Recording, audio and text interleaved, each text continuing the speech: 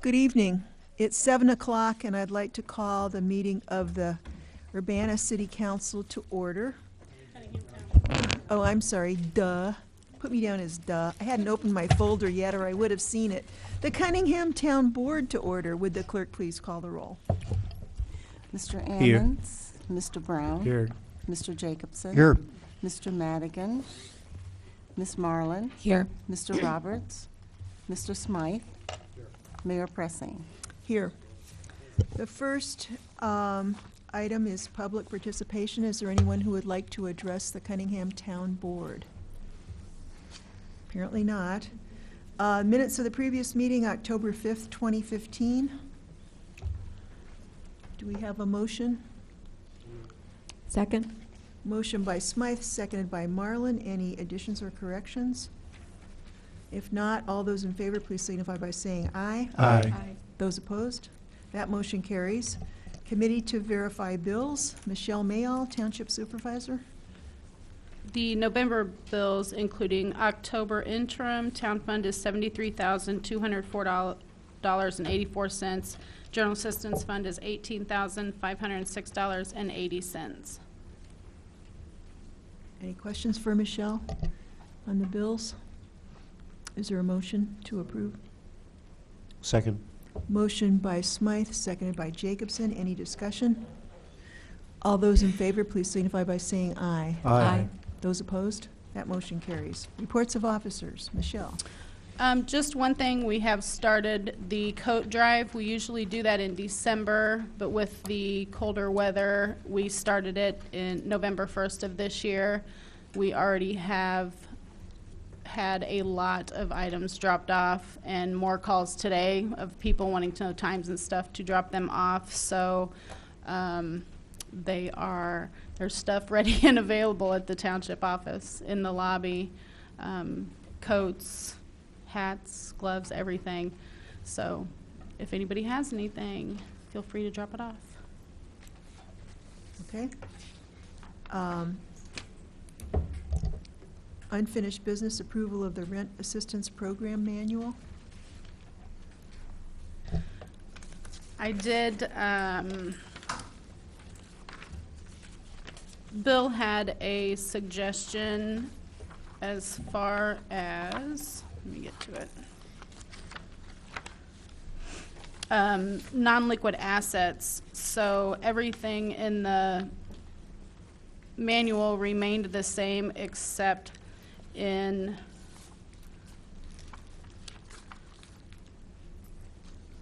Section 2, letter F was added, and then of course the name was changed to the Rent Assistance Program.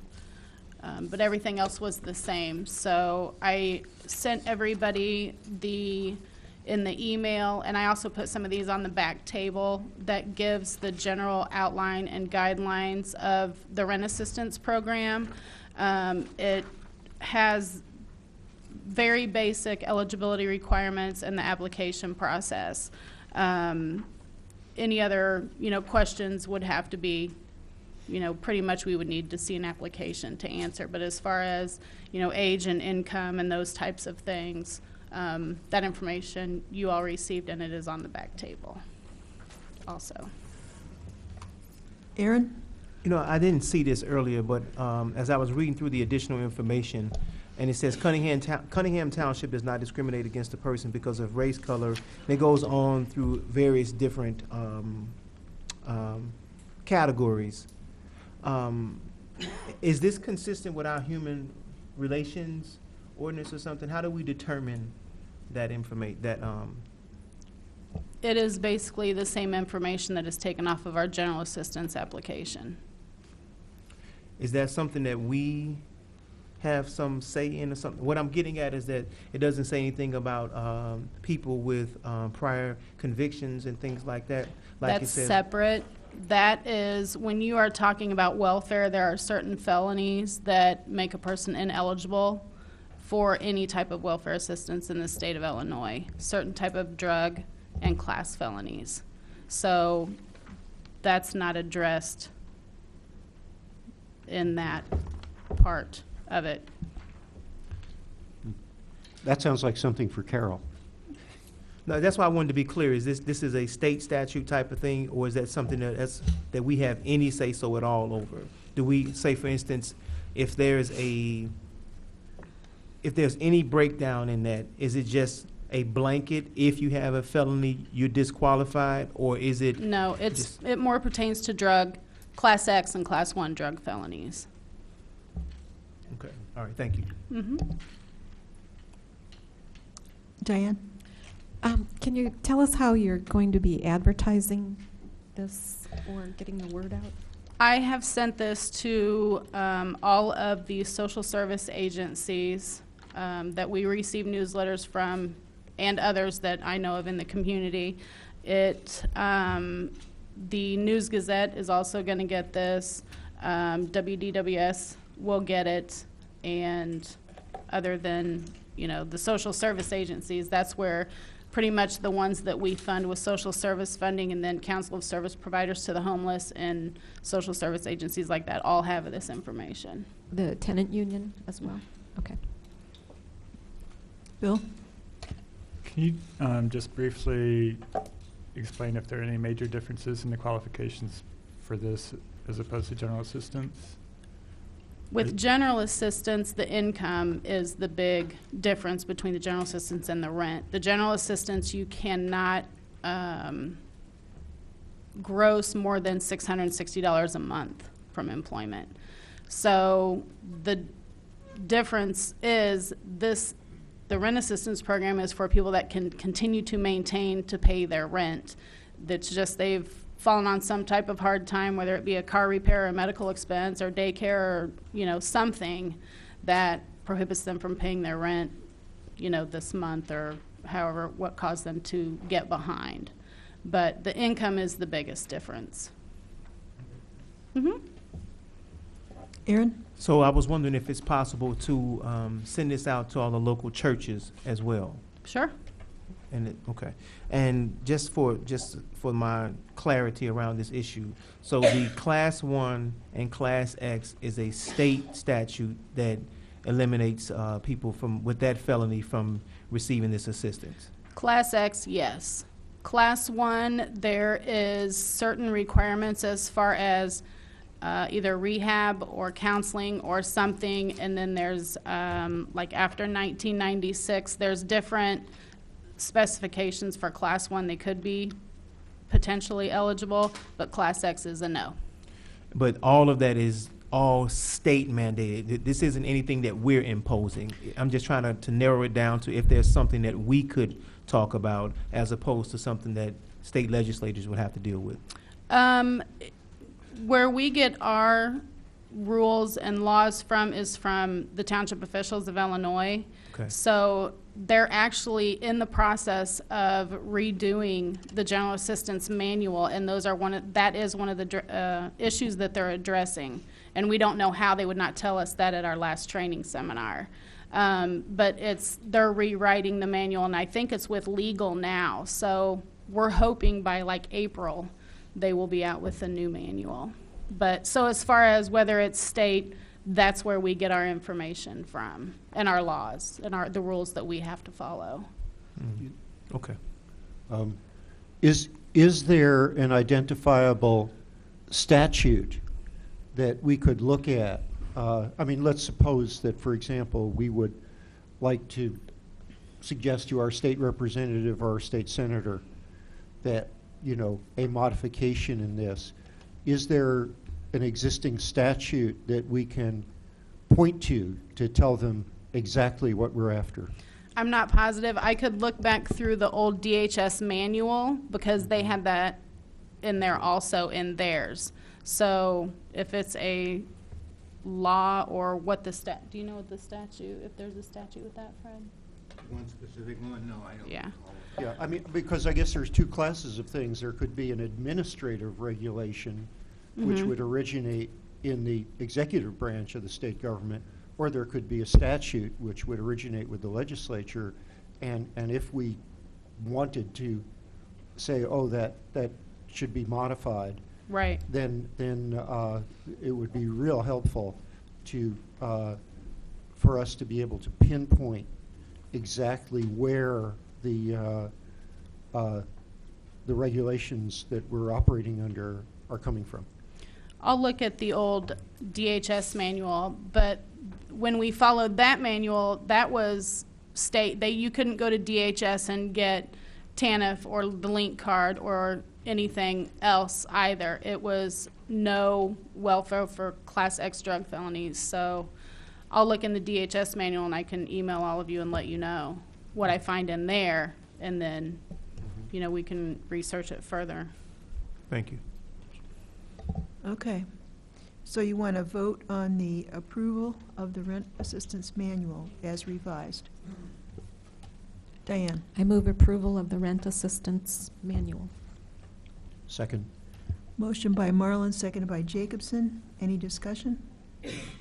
All those in favor, please signify by saying aye. Aye.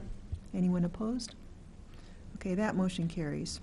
New business, ordinance number T 2015-11-003, an ordinance levying taxes for all town purposes for the town of Cunningham, Champaign County, Illinois, for the tax year 2015 collectible in 2016.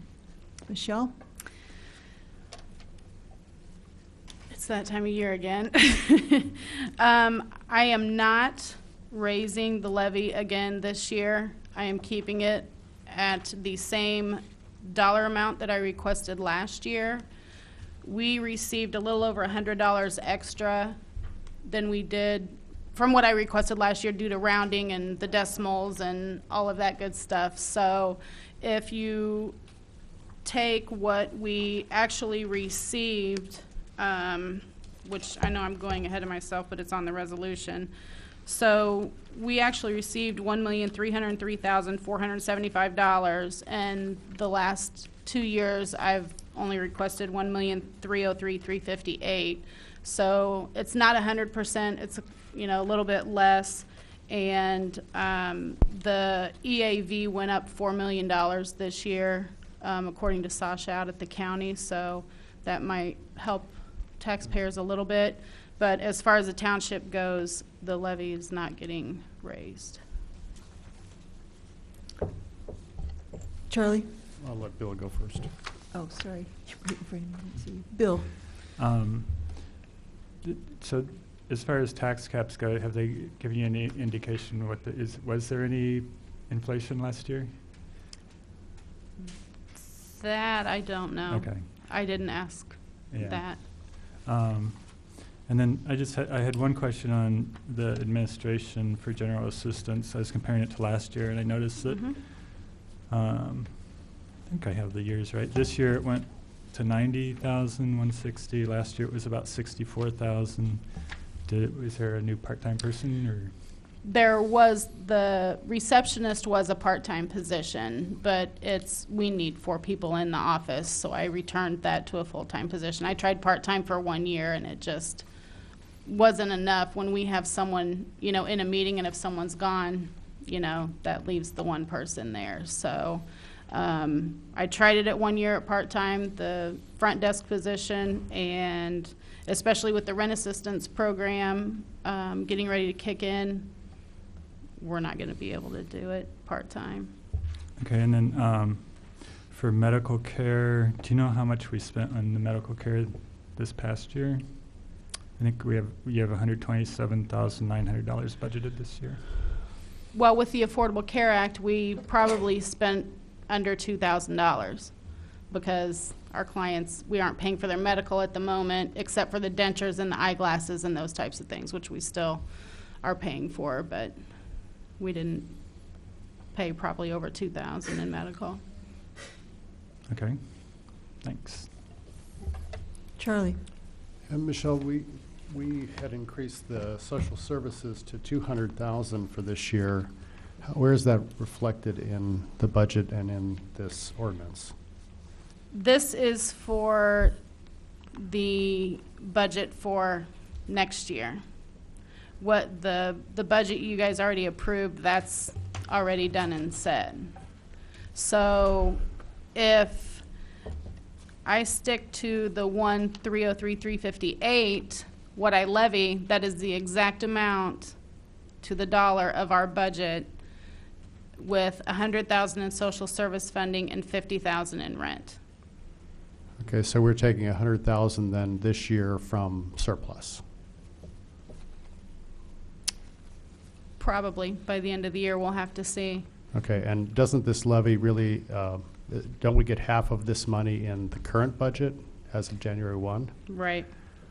So, It's split because of the calendar year versus our fiscal year that starts July 1st. So it's never going to be exact as far as being on the same year as the property taxes. yeah, I was originally thinking we were going to do some rebalancing from general assistance to the town board fund in doing the levy, and in doing so, taking into account the changes in the rent assist, or in the social services funding here. So I'm not sure I'm ready to move forward on this, and would prefer to send this to our meet as needed financial subcommittee in 2 weeks. I thought that when you guys changed the budget last year, that it was not going to be a reoccurring thing either. That the township take more than the 100,000 that we've been giving. Yeah, but we need to account for 50,000 then, which would be in the second half of this levy, the January 1 to June 30th piece of the existing year. So I really want to sit down with the budget and make sure we have enough money in the surplus from the right places. Otherwise, we need to put it in here or adjust the budget appropriately to account for the changes in rent assistance. So I really feel like the social services line here, the grant social services, should be 150,000 in keeping with the spirit of that budget that we passed. And so I would move to keep this in, to send this to our committee and take it up in 2 weeks, at which time we can have the budgets in front of us and possible adjustments in this levy ordinance. I'll second that motion. Okay, there's a motion by Smythe, seconded by Jacobson. Any discussion? Diane? I'm not clear yet. What would the impact on the total levy be? Well, it might just be a matter of rebalancing some of the numbers here and move some from the general assistance to the general town fund. But we need to sit down with the budget and understand that. So I say, hopefully we can keep within this number, but possibly not. We may want to take advantage of the growth in EAV. Anyone else? Eric? Yeah, my understanding when I seconded this is that most likely it would not affect the total levy, or if it did, it would be very minimal. But again, I think that we need a closer look at that. Okay, so the motion is to send it to the Finance Committee, is that what you called it? Or the Budget? We have the budget committee is what the official name is, I think. Okay. Yeah, and for that we'll need the budget as approved with the right numbers in their places, and projections for this year, for the rest of the current budget, and sort of a projection of the next year's budget as well.